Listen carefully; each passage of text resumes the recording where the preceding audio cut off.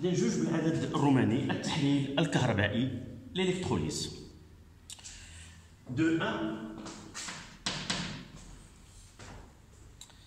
جوج واحد التفاعلات الحاصلة أثناء التحليل الكهربائي. التفاعلات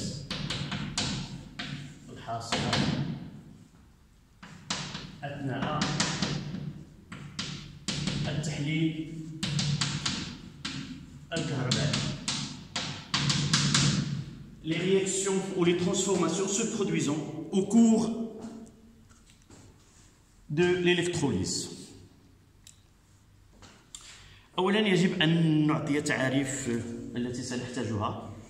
ماذا نعني المصطلح ديال كاثود انود الى غير ذلك، وبالتالي باش نسهلوا ماذا يحدث عندما يطلب منا اعطي التحولات التي تحدث بجوار الكاثود او بجوار الانود، نكونوا عارفين ما هو مطلوب منا. اذا العلامه الاولى هو سوف نعطي الكاثود دون ان لن نعود الى ما تكلمنا عنه بان التحليل الكهربائي هو تحول قصري يلزم المولد المجموعه الكيميائيه ان تتطور في المنحى المعاكس لتطورها التلقائي. اذا الكاثود هي الالكترود التي ترتبط او نربطها بالقطب السالب للمولد.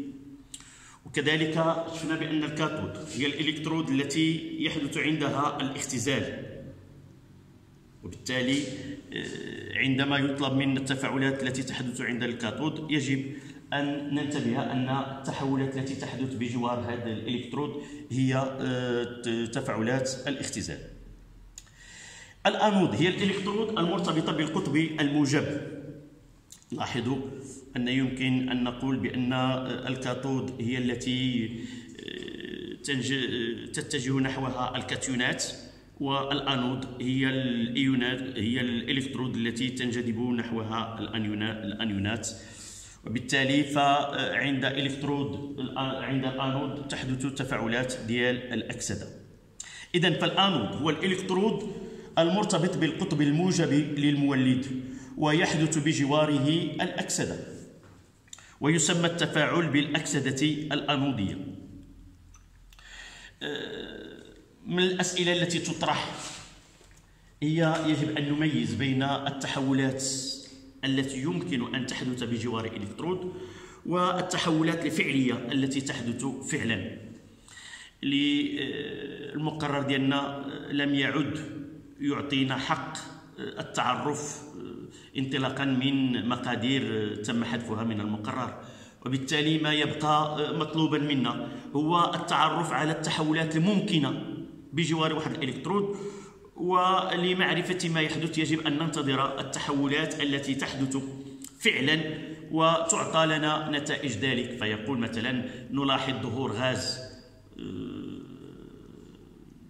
كذا، نلاحظ تكون توضع فلزيد الى غير ذلك، وبالتالي فما عندناش شي مقدار فيزيائي كنعتمدوا عليه باش نقولوا بان يجب ان يحدث كذا ولا يحدث كذا. لا يمكن ان نتوقع تحول كيميائي الا انطلاقا من نتائج ذلك التحليل الذي ندرس. اذا كيف التعرف على الانواع الكيميائيه التي تتعرض للاكسده والتي تتعرض للاختزال بجوار الإلكترودين؟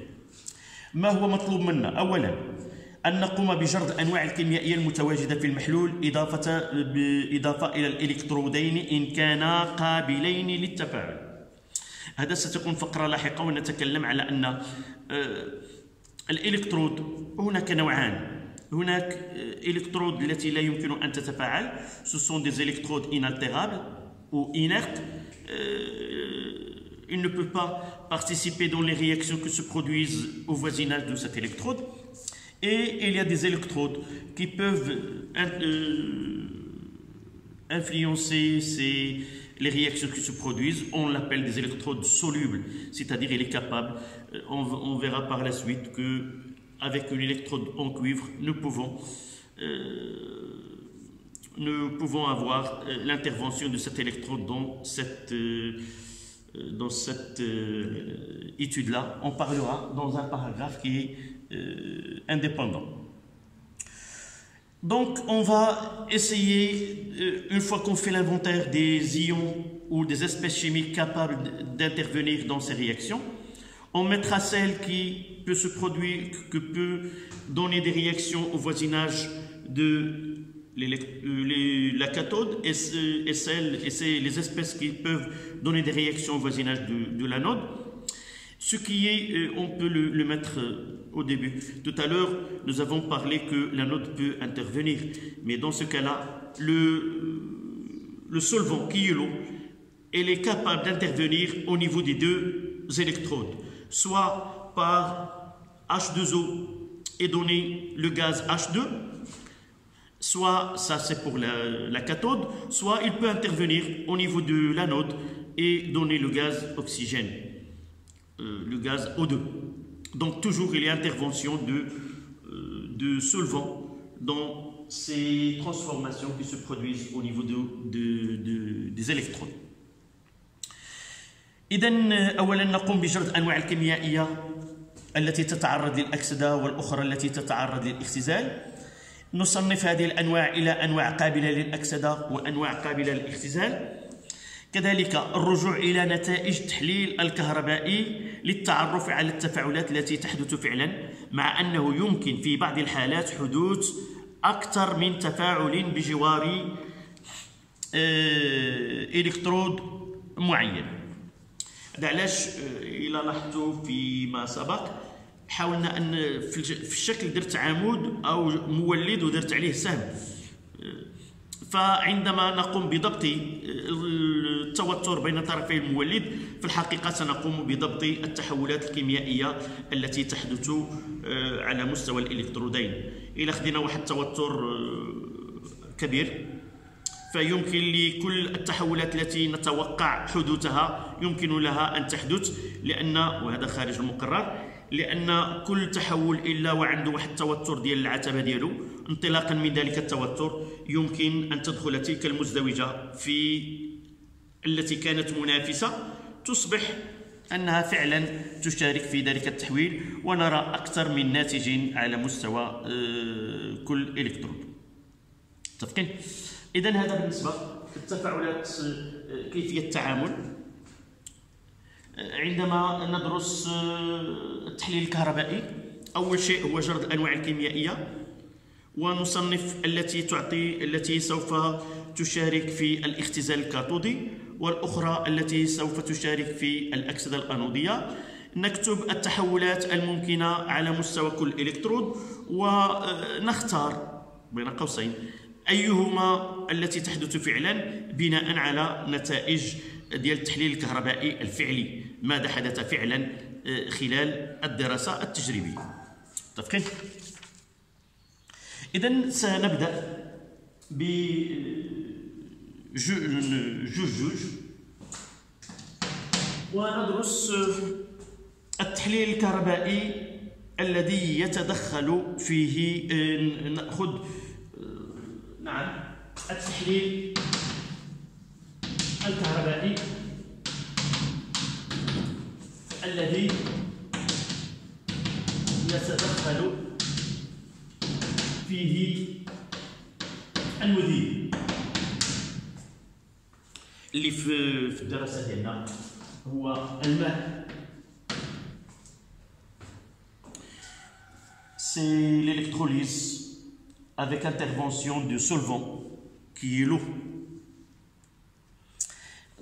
الأمثلة اللي خديناها قبل لحظات في البداية ديال الدرس في الفقرة رقم 1 خدينا التحليل الكهربائي لبرومور النحاس 2، وكذلك في الشريط الفيديو شفنا التحليل الكهربائي لكلورور النحاس 2. هاد النوعين هادو كنسميهم بالتحليل الكهربائي البسيط. C'est une électrolyse qui est simple. Ça veut dire qu'on utilise une solution contenant des ions Ce2+ et des ions Cl-. Et au niveau de chaque électrode, en réalité, on observe un dépôt de cuivre sur la cathode et formation de gaz Cl2. Ça veut dire ce que nous avons dans la solution, c'est ce que nous observons au niveau des électrodes. Donc, normalement, il n'y a pas de compétition, si vous voulez, entre même s'il y a de l'eau. Donc, ce qui est dans la solution, c'est ce qu'on obtenons au niveau des électrodes. Aussi pour la solution de bromure ou de chlorure de cuivre, et la plupart, il y en a d'autres. Par exemple, le chlorure d'étain, SnCl2. On obtient des cristaux d'étain et formation de Cl2. Mais dans ce paragraphe-là, ça, il ne pose pas de problème. On utilise une solution, il nous donne qu'il y a formation de telle ou telle espèce chimique. Donc là, j'ai dit tout à l'heure que l'eau, elle est le solvant. C'est-à-dire il est présent dans la solution, nous l'avons déjà traité les acides et les bases, que l'eau est en équilibre avec les ions H3O+, et HO-. Et par la suite, ces ions-là, H3O+, et OH-, peuvent intervenir dans ces réactions par l'intermédiaire de deux couples redox, soit O2 sur H2O ou HO-, soit H2 sur H3O+, soit H3O+, sur H2 ou H2O sur H2. Donc là, c'est deux équations avec lesquelles participe le solvant qui est l'eau dans ces réactions d'oxydoréduction ou d'électrolyse. قلت بأن الماء سبق دراسته بأنه داخل الماء هناك توازن ما بين جزيئات الماء وإيونات H3O+ و OH-، وهذا التوازن يعطي وجود، وإن كان بتركيز ضعيف جدا، يعطي وجود إيونات H3O+ و HO-، وبالتالي يمكن لهذه الأنواع أن تشارك في التحليل الكهربائي الذي يحدث على مستوى الإلكترودين. فالماء يشارك بمزدوجتين كمنافستين على مستوى كل إلكترود. قد يتدخل ويكون هو الذي يعطي التحول الناتج هناك، وقد لا يتدخل حسب معيار لا ندخل مقرر ديالنا لا يسمح به. هذا المعيار تكلمت عليه قبل لحظات بأن هناك توتر الذي يعطي حق المزدوجة لكي تتدخل في هذا التحليل الكهربائي. إذن هناك مزدوجتان اللي كيتدخل بهم، قد يتدخل جزئيا على مستوى إلكترود معينة، وقد يتدخل كليا في الإلكترودين معا إذا كانت كل الشروط التي تجعل أن ذاك الإيونات H2O على H2 هي إذا بغينا نقولوا التي لها حق التفاعل، وكذلك بالنسبة للمزدوجة O2 على H2O. إذا ناخذ المثال الأول، هو محلول ديال ناخذ الذي غادي يتدخل فيه جزئيا. ناخذ مثال التحليل الكهربائي لمحلول كلورور الصوديوم. التحليل الكهربائي لمحلول كلورور الصوديوم. التحليل الكهربائي لمحلول كلورور الصوديوم.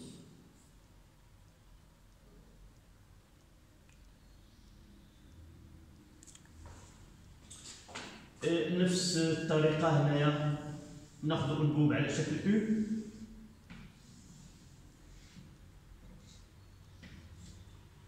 هنا غادي ناخذ الإلكترود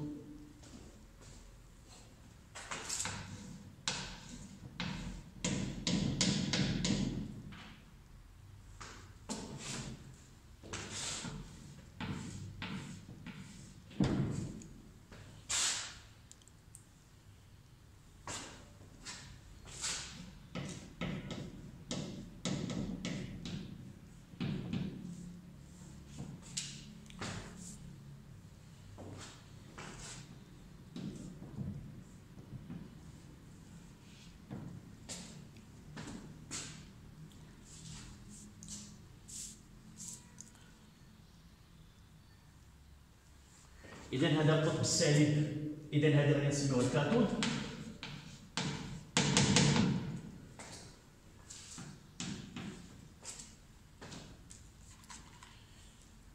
هذا القطب الموجب المولد، وهذا غادي نسميوه هذا الانود.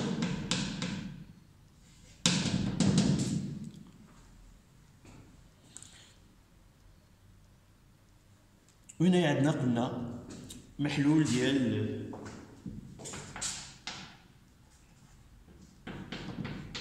Na بلس زائد Cl.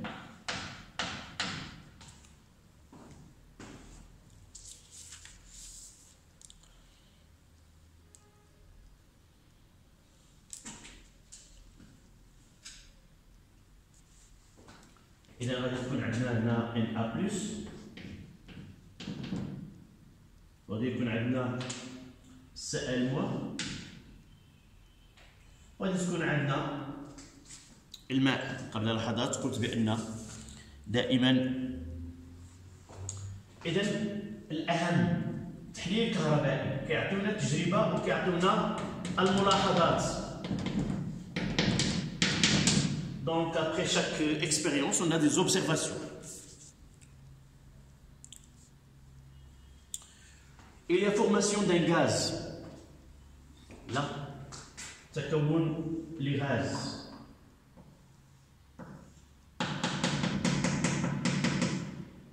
هذا الغاز هذا je vais le mettre en jaune verdâtre.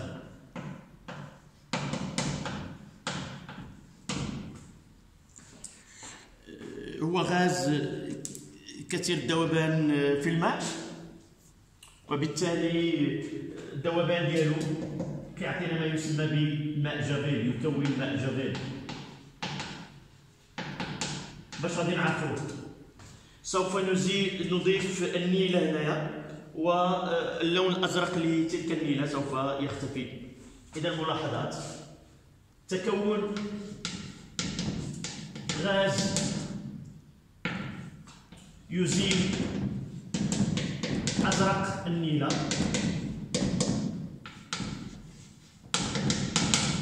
donc formation d'un gaz qui fait disparaître la coloration bleue de l'indigo. Là c'est l'indigo.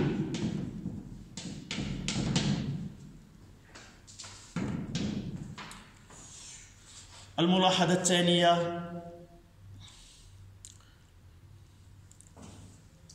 هنا تكون غاز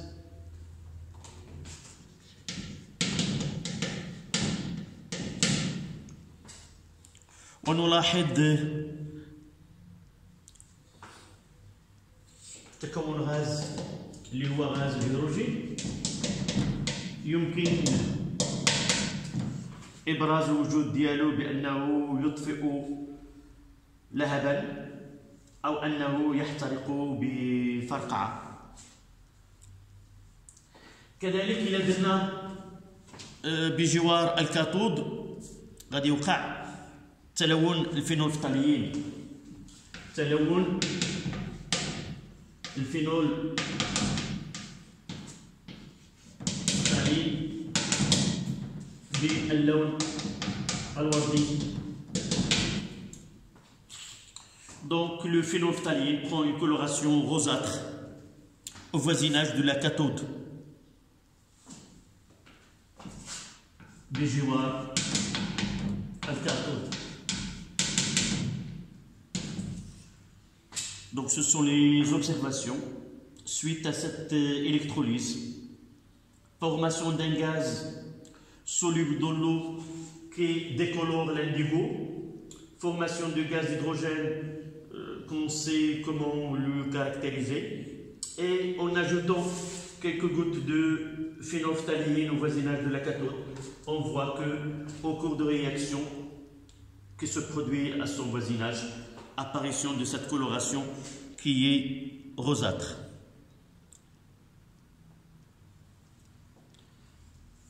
Donc maintenant on va essayer de faire le bilan des ions présents en solution et donner les réactions que se produisent, les transformations possibles au niveau de chaque électrode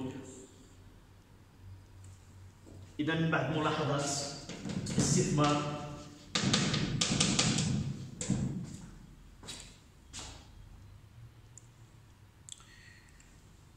إذا الاستثمار هي العلامة الأولى سنقوم ب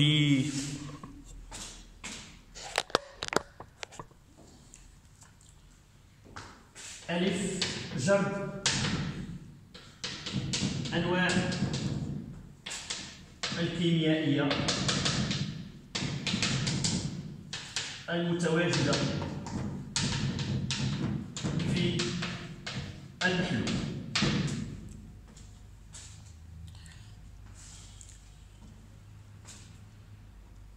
بين قوسين نديرو المزدوجتين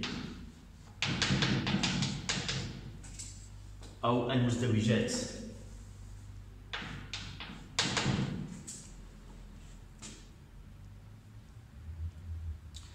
إذن من خلال قلت غادي يكون عندنا الماء، غادي نديرو المذيب، والمذيب كيعطينا H2O H3O+ و HO-.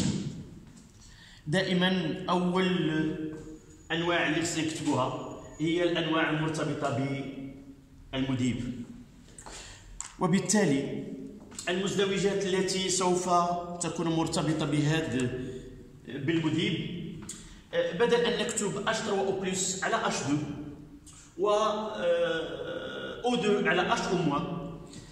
التحليل الكهربائي وما كندخلوش في هذا الجانب هو تحليل قد يحدث في أوساط ذات pH مختلفة، إما أن يكون وسط محايد أو يكون قاعديا أو أن يكون حمضيا.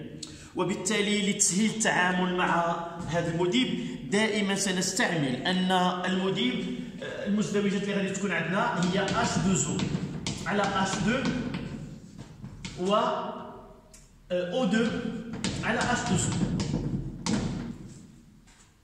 في الحقيقة هنا H3O+ إذا كان الوسط حمضي فيونت H3O+ ستنتقل إلى الكاثود وسوف يحدث لها تفاعل للحصول على H2. كذلك هنايا HO- كتمشي للانود وتحدث التفاعل الذي يؤدي الى الانتاج. دونك بصفه عامه عندما نتكلم عن المزدوجات التي يتدخل بها المذيب نكتب H2O على H2 و O2 على H2 لتسهيل التعامل مع هذه الحالة. إذا ناخذ المحلول اللي عندي شنو هو؟ كاين ايونات،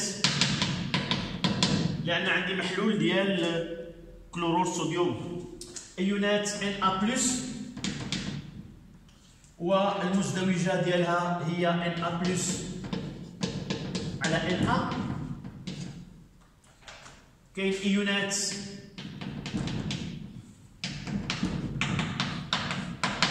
Cl- والمزدوجة ديالها هي Cl2 على Cl-.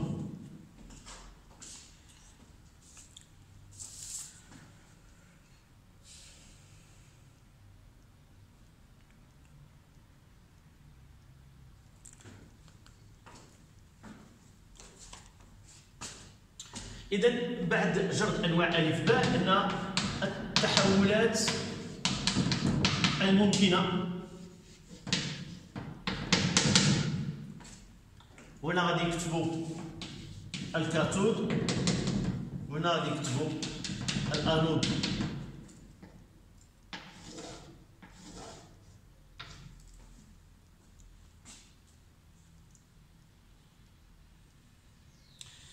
إذن بالنسبة لنا عندنا ما سيحدث في الكاثود هي اختزال كاثودي. إذن فغادي تكون عندنا هذه المزدوجة غادي تشارك هنايا هي H2O مع H2 وشنو هي Na+ مع Na، هنا واحد إلكترون. نوازنوا هذه المعادله. الموازنه ديال المعادله ديال الاكسده والاختزال، اولا المراحل هي انحفاظ العنصر الكيميائي ثم الحياد الكهربائي. فهنا عندنا حاله سهله، فالموازنه ديال الاكسجين ومن بعد الطريقه الاعتياديه اللي هي سهله. عندنا الموازنه ديال الاكسجين، وبالتالي هنا كيمكننا H2O. لاحظوا سنكتب H2O باش كنوازنوا. عندي هنا شحال الهيدروجينات؟ غادي يكونوا 4 زائد 4 H بلس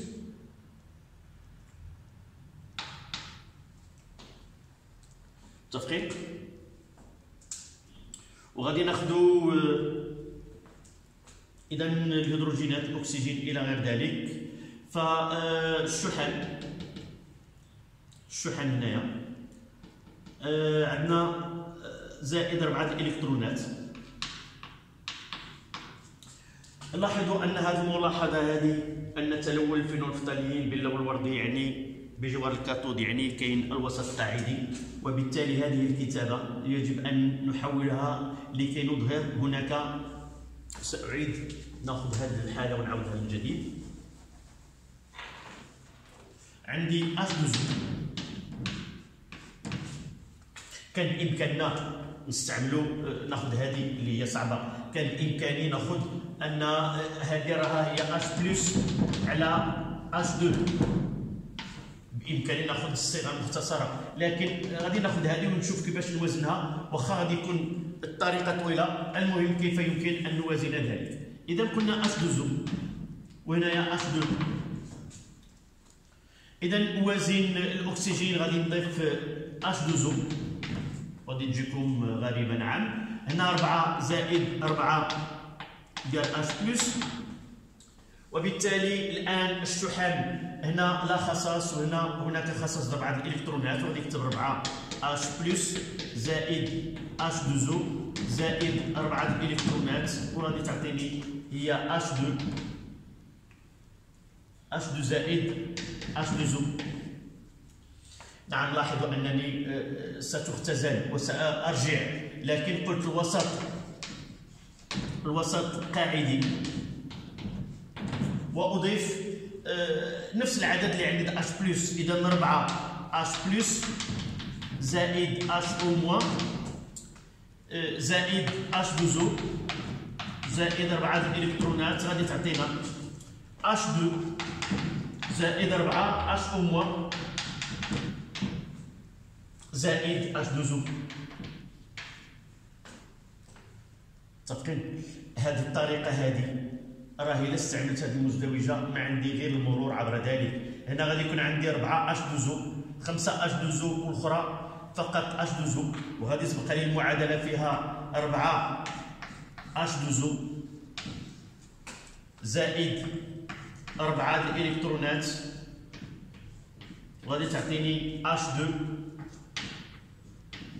زائد 4 HO موان، لكي أظهر الجانب بأن التحول هو تحول ينتج خلاله إيونات HO موان. الطريقة الآن اللي غادي نديرها مختصرة هي أنني هذه غادي نستعمل كأنها مكتوبة هكذا في الورقة ديالي. إذا غادي نكتب بأن هاد H بلس مع H2 أوازن الهيدروجين بجوج، الشحن زائد جوج الإلكترونات، ومن بعد غادي نقول بما أن الوسط قالوا لي قاعدي زائد جوج HO موان زائد جوج HO موان، وغادي نكتب هي جوج H بلس زائد HO موان زائد جوج الإلكترونات، غادي تعطيني H2. هنا راه كنختزل بجوج سنربزو. شوفوا دائما كتعطيني المجموع H2 زائد 2 HO موان، وبالتالي غادي تعطيني هنا 2 H2O زائد جوج الالكترونات، غادي تعطيني H2 زائد 2 HO موان. متفقين؟ اذا هذه المعادله اللي عندي تمايا هنا اش، نعم 4 اش بلس زائد اش دوزو.